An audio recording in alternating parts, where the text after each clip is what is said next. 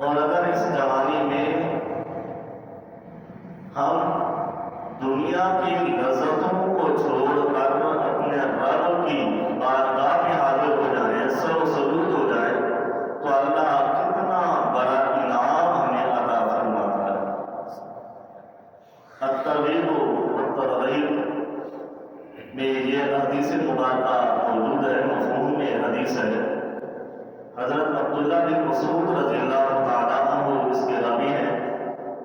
فرماتے ہیں کہ حضور صلی اللہ علیہ وسلم نے فرمایا کہ اللہ رب العزت ایسے شخص کو بڑا پسند فرماتے ہیں جو اپنی جوانی کو، اپنے حسن کو اللہ رب العزت کی فرما برداری میں گزارتا ہے، اور اللہ رب العزت اس بندے کا ذکر اپنے فرشتوں میں فخر کے انداز سے فرماتے ہیں کہ یہ میرا بندہ ہے جو اپنی جوانی کو میرے اطاعت کے مطابق، میری فرما برداری کے مطابق گزار رہا ہے۔ اب اس حدیث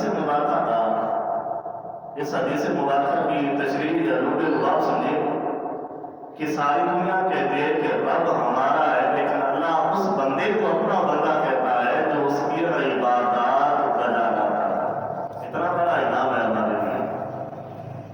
کہ جو جوانی کے عالم میں ہو اور حسن و جمال بھی رکھتا ہو، کمال بھی رکھتا ہو، اور دنیا کے مشاغل میں گم ہونے سے بہتر اپنے رب کے ہاں سر و سجود ہونے کو ترجیح دیتا ہو، تو پھر اللہ بھی ایسے بندے کا فرشتوں میں فخر فرمایا کرتے ہیں۔ اور یہ جوانی جو زندگی میں ہمیں میسر ہے، تو اس جوانی کو